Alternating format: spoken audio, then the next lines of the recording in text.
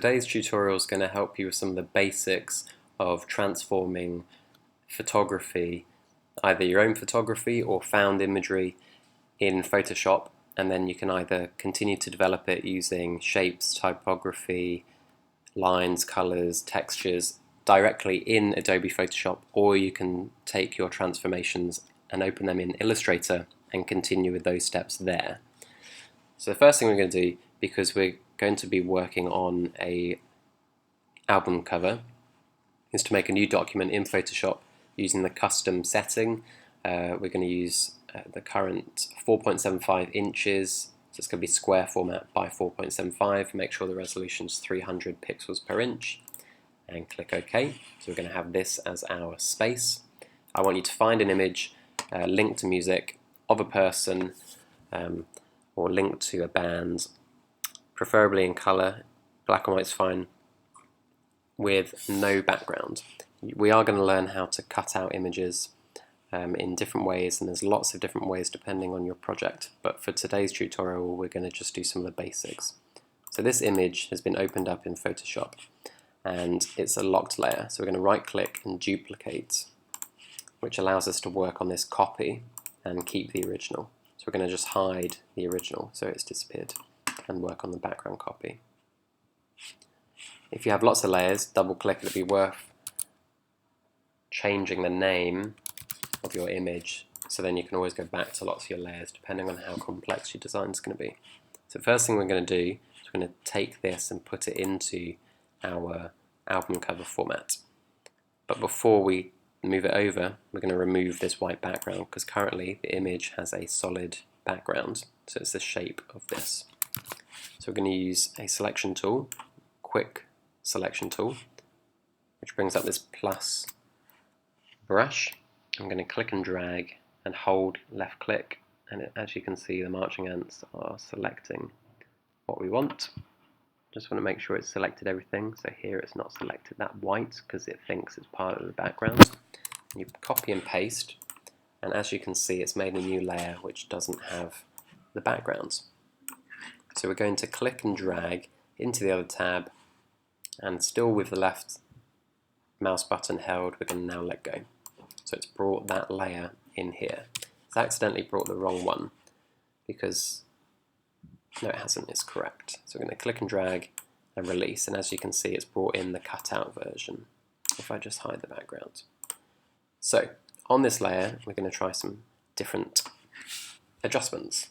You have an adjustments panel here. If it's not there, go to Window Adjustments, or you can go to Image Adjustments and you have the exact same adjustments here. So that was Window Adjustments. So that has all the different tools you can use, adjustment panels, or here, Image Adjustments. First thing we're going to do is make a new layer. Put this layer on top of our original image, and this is going to be when we try a blend mode. So I'm going to choose a color on my foreground color by double tapping the front color, and you can choose any color you want, or you can bring a color in, find the number of it and enter it here, or look at the color libraries. Then using the paint bucket, G, I'm going to fill this, and then I'm going to change the blend mode. You can play around with different blend modes on here. I'm going to use screen, and it's now created quite a dynamic blend of that color with the photograph. I'm then going to merge these together by selecting both layers, right clicking and merging the layers. And as you can see, it's now changed that background. You don't have to do it that way, you could keep it like this. So for now I'm just going to keep it like this. I'm going to move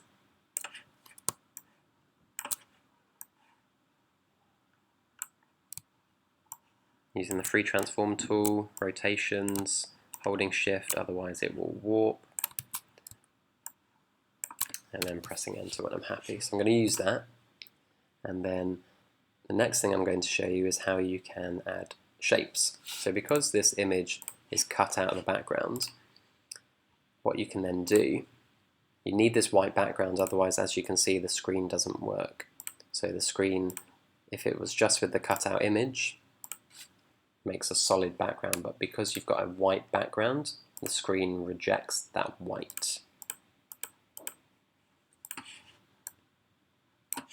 So next thing we're going to do is add a new layer. I'm going to show you how shapes and type work based on you cutting out the image. So I'm just going to choose a font.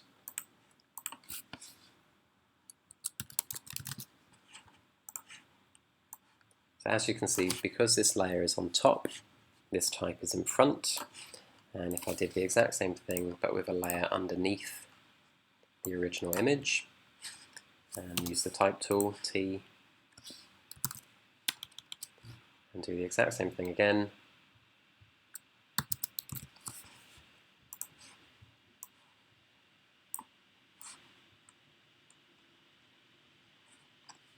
type should be behind it. If it's not, let's just try it with this front image. So if I move the type behind, as you can see, so this type is now behind that layer, and I can experiment with where that could go. And if I bring it in front, it comes in front. Next thing I'm going to show you is how you can make this image go into the type. So for this I'm going to use a different font, which is a bit wider or has a heavier weight. So let's use, say, Impact.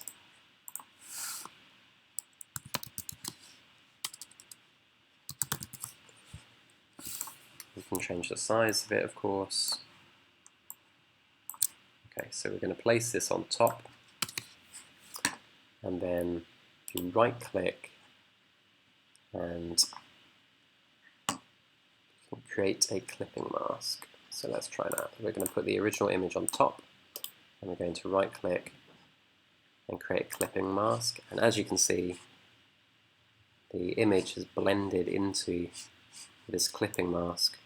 I can move the image around depending on where I want it, and then I can merge those two together, those two layers.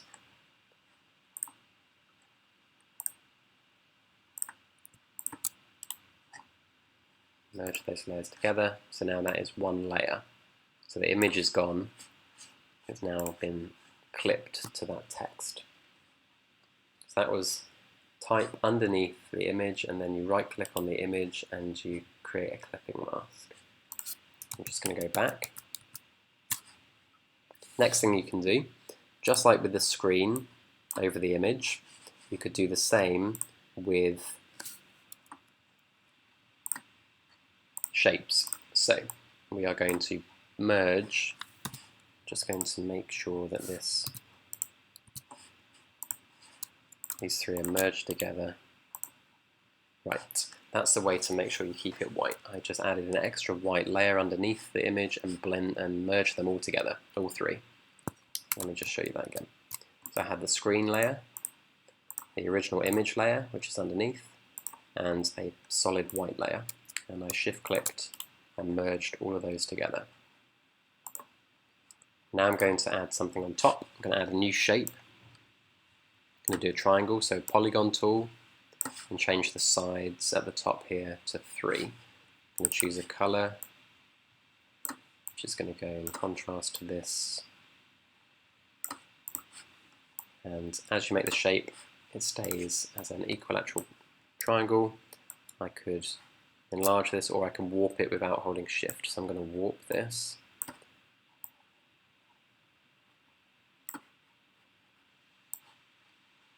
So let's just have this coming off the page, press enter.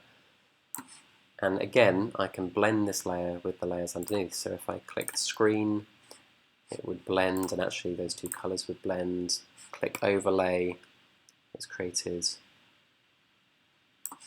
different effects. So you can really experiment with the blend modes on here.